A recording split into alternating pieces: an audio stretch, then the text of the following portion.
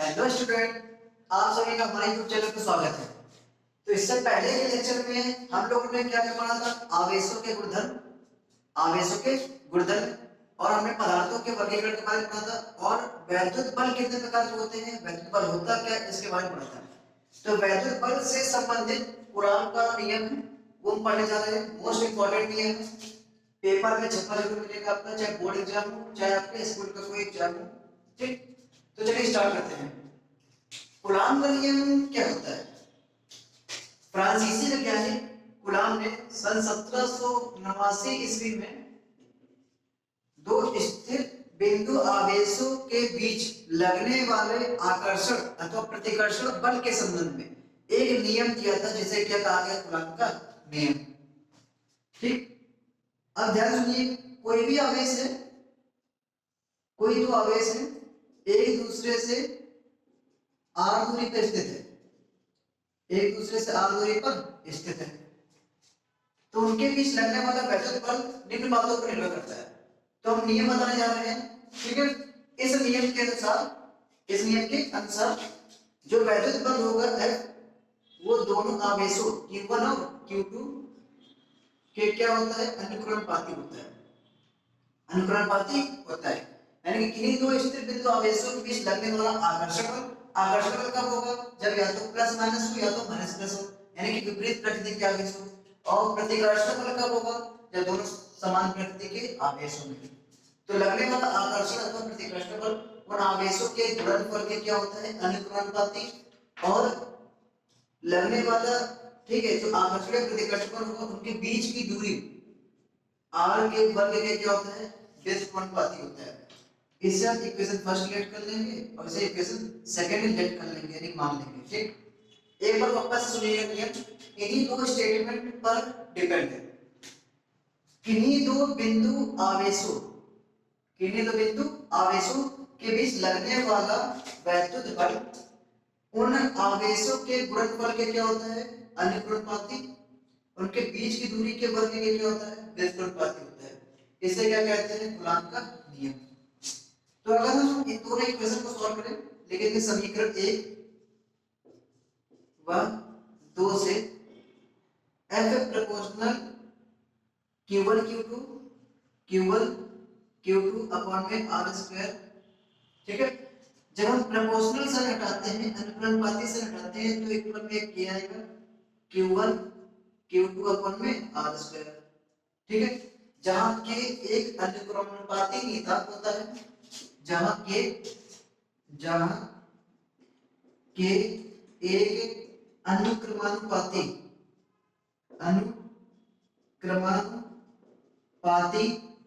नियतांक है, इसका मान वायु या निर्वात में, वायु या निर्वात में। तो अगर बात करें वायु या निर्वात में, जो k की वैल्यू होती है किसके बराबर होती है? 1/4 पाई एप्सिलॉन नॉट के वैल्यू के बराबर होगी। और 1/4 पाई एप्सिलॉन नॉट की वैल्यू कितनी होती है? 9 × 10⁹ ये मोस्ट इंपॉर्टेंट है वैल्यू, इसको याद रखेंगे। तो अगर इसकी वैल्यू यहां पर पुट कर दे तो फॉर्मूला क्या बन जाएगा? F = 1/4 pi epsilon not Q1 Q2 upon में R स्क्वायर। ये बन गया फॉर्मूला। कब के लिए है? जब वायु या निर्वात में। मोस्ट इंपॉर्टेंट फॉर्मूला है, इससे बेस्ड न्यूमेरिकल हम लोग सब पढ़ेंगे, आते हैं एग्जाम में। ठीक है, अगर माध्यम का परावर्तक K हो तो फॉर्मूला क्या होगा? F = 1/4 pi epsilon not K Q1 Q2 upon में R स्क्वायर। ये बात हो गई कूलॉम के नियम की। अगर एग्जाम में कूलॉम का नियम आता तो है कंफर्म में, किसी न किसी साइड पे पेपर में छपा हुआ मिलेगा और आपको उसी को कॉपी में छाप के आना है, इसका नियम। ठीक है, एग्जाम में आएगा तो आप क्या लिखोगे? इस नियम के अनुसार पूरा एडजेक्टिव नोट कर दोगे। ठीक, ऐसे ही नोट्स बनाना है। ठीक है, कूलॉम के नियम के बाद हो गई, अब ध्यान सुनिए, 1/4 पाई एप्सिलॉन नॉट की वैल्यू होती है 9 × 10⁹, ये तो पता चल गया। ये जो टर्म है जिसे कहते हैं एप्सिलॉन नॉट कह दो या 0 कह दो, इसे क्या कहते हैं? वायु या निर्वात की वैद्युतशीलता, वैद्युतशीलता,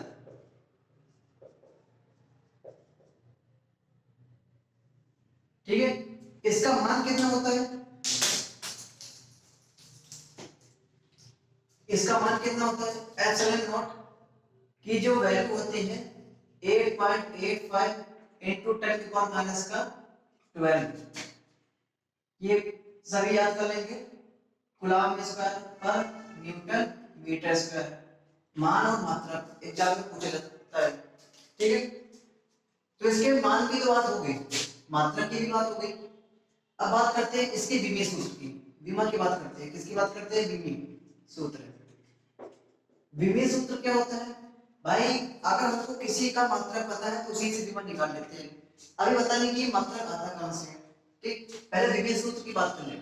कूलम्ब स्क्वायर है तो कूलम्ब आवेश का मात्रक होता है, तो कूलम्ब का क्या होता है 80, स्क्वायर है तो स्क्वायर लगा देंगे, ठीक है।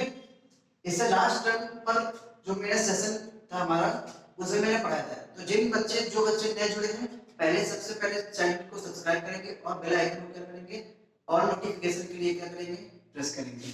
जिन्होंने इससे पहले के लेक्चर नहीं पढ़े तो इससे पहले के लेक्चर पढ़ लीजिए। मैंने वहां आवेश को पूरा डिटेल में पढ़ाया था, आवेश के प्रकार पढ़ाए थे, आवेश के गुणधर्म पढ़ाए थे, ठीक है। तो आवेश का मैंने विवेश को तो बताया था 80, स्क्वायर है तो स्क्वायर। अब न्यूटन है, बल का क्या होता है m l t minus 2, Newton यानी कि क्या होता है l, क्या होता है l, स्क्वायर है तो स्क्वायर लगा देंगे। थोड़ा अगर इसको सॉल्व किया जाए तो क्या बनेगा, m सिंगल है ऊपर जाएगा माइनस, l 1 है ये 2 तो क्या हो जाएगा 3 ऊपर जाएगा माइनस 3, 2 माइनस के ऊपर जाएगा क्या होगा प्लस हो जाएगा 4, ये है स्क्वायर, ठीक। तो यहां से विधि सूत्र एप्सिलॉन नॉट की कितनी निकल गई m-1 n-3 t4 a2, ठीक। इसको याद करने का एक शॉर्टकट यानी एक ट्रिक बता रहा हूं, ठीक है, ध्यान से समझिएगा। कोई भी विमा होती है उसको आप mLTA के फॉर्म में ही लिखते हो, आपने 11th में पढ़ा था, ठीक है। 7 मूल राशि के 7 मूल मात्रक और उनके विमीय, ठीक। तो आप कोड याद करो 1342, 1342 और लास्ट, ठीक है, पहले में क्या है माइनस है, ठीक है। तो 1342, ठीक है। ये ट्रिक है इस प्रकार करने का। जितने भी विमीय सूत्र होंगे सबको याद करने का तरीका ऐसे ही है, ठीक है। तो ये बात हुई कुलाल के नियम के बारे में, किसके बारे में बात हुई, कुलाल के नियम के बारे में, ठीक है। अगला टॉपिक क्या है आपका, वो भी इंपॉर्टेंट है।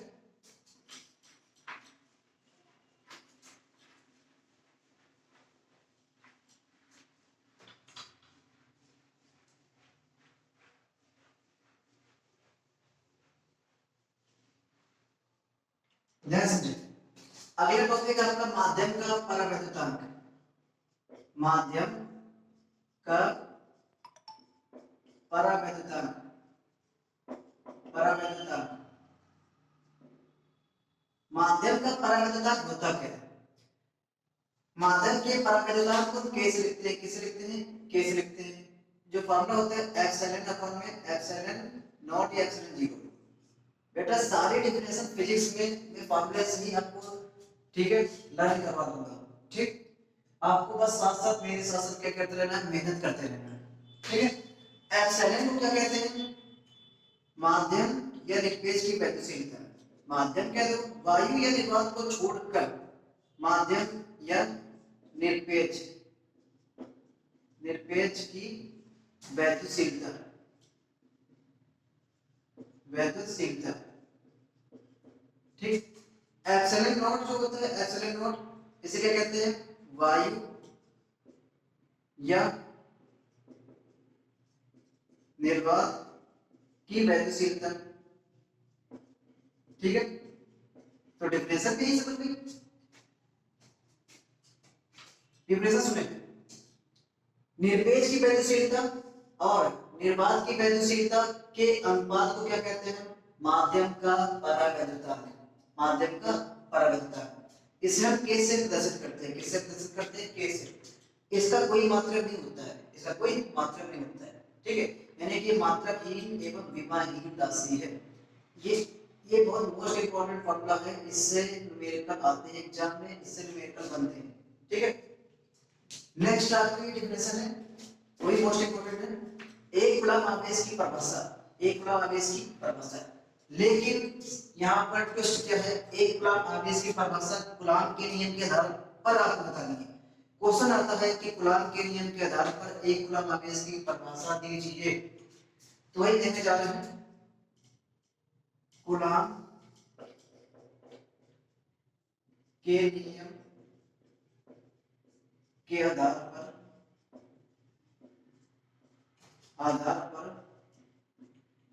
एक कूलम आवेश की परिभाषा most important, very very very important, ठीक है। तो अगर मैं बात करूं इंग्लिश में लिखने के लिए, तो definition of one coulomb charge, one coulomb charge based on Coulomb's law,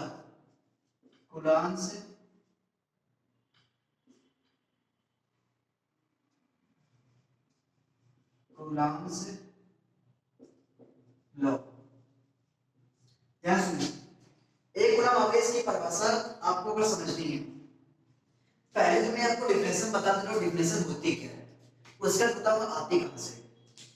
definition क्या होती है, यदि दो समान प्रकृति के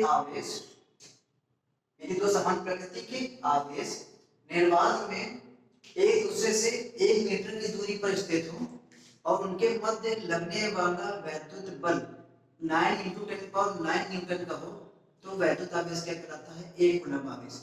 अब ध्यान समझना बनता कैसे है, उसी से आपको ध्यान रखना है। हम जानते हैं कि वी नो दैट कूलम के नियम से, किसके नियम से, कूलम के नियम से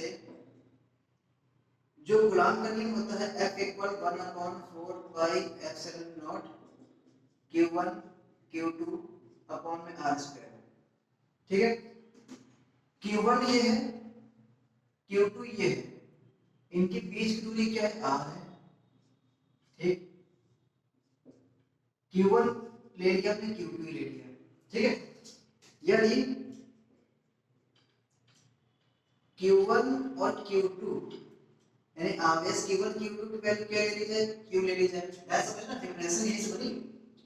उनके बीच की दूरी क्या ले ली जाए, 1 मीटर, और सबसे बड़ा ट्विस्ट यहाँ पर है, F की वैल्यू कितनी ले ली जाए, 9 × 10⁹ न्यूटन, ठीक। क्यों ले रहे हैं आगे बताएंगे। तो और यहाँ वैल्यू अगर पुट की जाए, भाई F की वैल्यू तो आपको पता है 9 × 10⁹ लिया है, इसकी वैल्यू क्यों लिया है, क्योंकि हमको इसकी वैल्यू पता है 9 × 10⁹। आवेश Q1 Q2 की जगह Q1 की जगह भी Q, Q2 की जगह भी Q, और R की जगह 1² लगाइए। दिस वैल्यू दिस से क्या होगी, कैंसिल हो जाएगी। यहाँ 1 इक्वल क्या हो जाएगा, Q² में 1 का स्क्वायर होगा, तो Q² क्या हो जाएगा 1, Q इक्वल क्या हो जाएगा +-1 या 1 ले सकते हैं। हमको एक कूलम आवेश की डेफिनेशन बतानी है, एक और मात्रक एक हो गए कूलम, ठीक है। ध्यान समझिए, एक कूलम आवेश की परिभाषा कब आई,